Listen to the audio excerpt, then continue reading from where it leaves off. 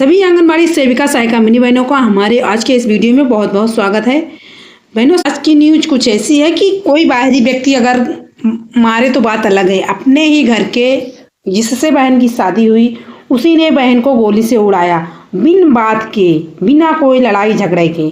आप ये खबर एक आंगनबाड़ी बहन की है जो कि आंगनबाड़ी कार्यकर्ती थी। मृतका मंजू ग्राम पंचायत सुखनैया में आंगनबाड़ी कार्यकर्त्री थी। अरविंद सेना में हवलदार के पद पर जम्मू कश्मीर में तैनात था। बताते हैं कि कुछ दिन पहले मंजू अपने मायके छिदकुरी आई थी। गांव के एक शादी का कार्यक्रम था तो रुक गई थी, मतलब मायके गई हुई थी बहन, वहीं पर रुक गई थी। आंगनबाड़ी कार्यकर्त्री होने के चलते उनका आना जाना लगा रहता था। मायके में कार्यकर्ता होने के नाते जानते ही वो बहनों की छुट्टियां नहीं मिलती हैं। एक दो दिन अगर छुट्टी ले लो तो लगता है जैसे पहाड़ गिर गया। पूरी खबर सुनिए। कलान के छिदकुरी गांव में रविवार रात दिल दहलाने वाली घटना हुई। पुलिस हिरासत में फौजी से की जा रही पूछताछ। कॉल कर खुलवाया दरवाजा, वीडियो कॉल करके खुलवाया था दरवाजा, फिर चलाई गोलियां। बहन के परिजन हैं जो बैठे हुए हैं और यह कलान के छिदपुरी गांव में रविवार रात दिल दहला देने वाली घटना हो गई। ससुराल आए फौजी अरविंद सिंह यादव ने पहले अपनी पत्नी मंजू यादव को वीडियो कॉल की। इसके बाद दरवाजा खोलते ही फौजी ने गालियां देते हुए लाइसेंसी पिस्टल से पत्नी पर ताबड़तोड़ गोलियां चला दी। फौजी के सिर पर खून सवार था। उसके पत्नी के बचाव में आई साली को भी नहीं छोड़ा, उस पर भी ताबड़तोड़ गोलियां चला दी। फौजी की पत्नी के 2 गोली पेट व 1 गोली हाथ पर लगी। उसकी साली के 1 गोली कंधे व दूसरी गोली गर्दन में लगी। गोलियां की तड़तड़ाहट से गांव में कोहराम मच गया। परिजनों की आंख खुली और सभी कमरों से निकल आए। खून में लथपथ मंजू यादव व संगीता को देख उनका दिल दहल गया। उसके बाद परिजनों द्वारा दोनों को मेडिकल कॉलेज के लिए दौड़ पड़ी, लेकिन मंजू यादव ने रास्ते में ही दम तोड़ दिया। पोस्टमार्टम हाउस पर मौजूद परिवार का एक सदस्य बोल रहा था कि एक बेटी को कार दी गई थी, इसलिए फौजी भी कार की मांग कर रहा था, मंजू को प्रताड़ित कर रहा था। जबकि यहाँ तो इसमें लिखा हुआ है, देखिए इसी आर्टिकल में ही है कि कभी भी नहीं हुआ झगड़ा, फिर क्यों कर दिया कत्ल। और उस कत्लधारी ने बच्चों के भी बारे में नहीं सोचा। देखिए 3 छोटे छोटे मासूम बच्चे हैं। बताइए कार की भैया कितने लालची होते हैं लोग आज के युग में। जितना ज़्यादा पैसा उतनी ज़्यादा लालची। अगर पैसे ना हो तो आदमी बहुत अच्छा रहता है, पैसे होते ही आदमी अपने रंग दिखाने लगते हैं। मैंने कई आदमियों को ऐसे अपने रंग बदलते हुए देखा है। पिता ने बच्चों से छीना माँ का साया, माँ की जिंदगी छिन गई, पिता कातिल हो गया, ऐसे में बच्चे बेसहारा हो गए। ग्रामीणों ने कहा कि आखिर इन बच्चों की क्या गलती थी। सही बात, माता पिता दोनों नौकरी कर रहे थे भाई, बच्चे का भविष्य बहुत अच्छा होता। अरे आप इतनी कार की क्या आवश्यकता थी जब दोनों हस्बैंड वाइफ नौकरी कर रहे थे भाई, कुछ दिनों के बाद अपनी भी कमाई से कार ले सकते थे।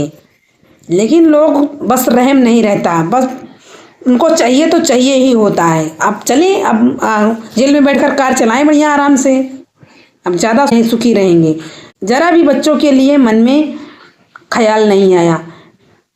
बता दें कि 3 बच्चे हैं। कृष्णा की उम्र 8 साल, इति की उम्र 6 साल और सारांश की उम्र तकरीबन 2.5 साल है। बताइए कितने मासूम बच्चे, प्यारे प्यारे बच्चे बेचारे। ऐसे कमीने पिता मिल जाते हैं। भाई संग कार से आया था फौजी। पोस्टमार्टम हाउस पर मृतका मंजू यादव के परिजनों ने बताया कि फौजी अकेला नहीं था, उसका भाई भी कार से आया था। घटना को अंजाम देने के बाद भाग गए। भागना ही पड़ेगा, कभी नहीं हुआ झगड़ा, फिर क्यों कर दिया कत्ल। फौजी के गांव में हत्याकांड हर जुबा पर चर्चा, सभी हैरान। रानीपुर गौर स्थित गांव में घर पर था ताला, पिता खेत पर गए थे। तो आज के 10-15 साल पहले तो शादी कम पैसे में हो जाती थी, तो 4 पहिया नहीं 2 पहिया का शायद जमाना था आज के 15 साल पहले। लेकिन आज के युग में अगर घर परिवार अच्छा ढूंढो तो 4 पहिया जरूर मांगते हैं लड़के वाले, अगर उनका घर परिवार अच्छा है तो। घर परिवार भाई आज के युग में सभी अच्छा ही देखते हैं। पता नहीं जितने पैसे वाले लोग होते जा रहे हैं उतने लालची क्यों होते जा रहे हैं।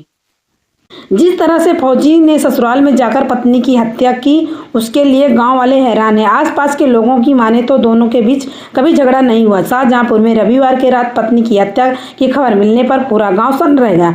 सोमवार को फौजी के घर में आसपास सन्नाटा पसरा रहा।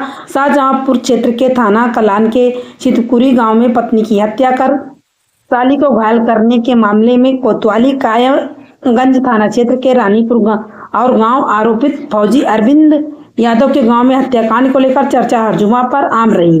इस घटना से हर कोई हैरान था। फौजी के पिता खेत पर गए थे, जबकि फौजी का बड़ा पुत्र अपने बाबा के पास ही था। लोगों को समझ में नहीं आ रहा था कि आखिरकार फौजी ने यह कदम कैसे उठा लिया। गांव वाले के मुताबिक फौजी अरविंद हैदराबाद में तैनात है। रविवार को वह गांव पहुंचा था। इसके बाद उसने ससुराल में फोन किया और पत्नी से आने को कहा। वह पत्नी को बुलाने के लिए ससुराल चला गया। वहाँ क्या हुआ, कैसे घटना हुई, पता नहीं। ग्रामीणों के मुताबिक फौजी की पत्नी 20 दिन पहले गांव से मायके चली गई थी। उसके 2 पुत्र कृष्णा सूर्यांश हुआ, एक पुत्री इति है। बड़ा पुत्र कृष्णा अपने बाबा के पास था। फौजी 2 भाई व 2 बहनें हैं। फौजी का परिवार अलग रहता है। यूपी के कासगंज जिले में भी आंगनबाड़ी कार्यकर्त्री के पद पर नियुक्ति कराने के लिए दलाल सक्रिय हो गए हैं। ये दलाल आवेदक महिलाओं से नौकरी दिलाने के नाम पर मोटी रकम मांग रहे हैं, जिससे कुछ शिकायतें विभाग को मिलने के बाद विभाग ने भी आवेदकों से दलालों को पैसे न देने के लिए कहा है। जिले के डीपीओ सुशीला ने इस बारे में बताया कि आंगनबाड़ी के रिक्त पदों पर आए आवेदनों के सत्यापन का कार्य चल रहा है। पात्र आवेदक महिला का चयन समिति के माध्यम से मेरिट के आधार पर चयन किया जाएगा। विभाग द्वारा भर्ती के नाम पर कोई पैसे की मांग नहीं की जाती। अगर कोई बाहरी व्यक्ति किसी व्यक्ति से नौकरी दिलाने के नाम पर पैसे की मांग करता है, उसकी सूचना विभाग या पुलिस को दें। अगर कोई आवेदिका महिला किसी दलाल को पैसे देती है तो उस स्थिति में पीड़ित महिला खुद जिम्मेदार होगी। बहनों, इस टाइम आप लोग जालसाजों से सावधान रहिएगा। अगर कोई विभाग का अधिकारी बताकर कॉल करता है तो पहले आप उसकी जांच पड़ताल कर लें, या अगर कोई विभाग का कोई पर्सनली जिसको आप जानती हैं उसी को पैसा दीजिए। और ये तो जहाँ तक बात गलत है, पैसे देने की बात है तो भाई किसी का हक मत छीनिए। हाँ, आपका अगर हो रहा है, जैसे मेरिट के आधार पर कभी कभी हो नहीं जाते, मेरिट के आधार पर होते हैं। अगर आपकी यहाँ पहली वरीयता तो दिया जाता है, विधवा, तलाकशुदा या जो बीपीएल सूची के अंतर्गत आते हैं, अगर ये सब नहीं रहते तो एपीएल वालों को लिया जाता है। एपीएल वालों को लिया जाता है मेरिट के आधार पर, जो कि मेरिट के आधार पर हमारा भी हुआ था, इसलिए हम कह रहे हैं। बाकी आप लोग सतर्क रहिए। बस आज की न्यूज़ यहीं तक। नेक्स्ट मिलेंगे अगली वीडियो में। वीडियो देखने के लिए आप लोगों का बहुत बहुत धन्यवाद।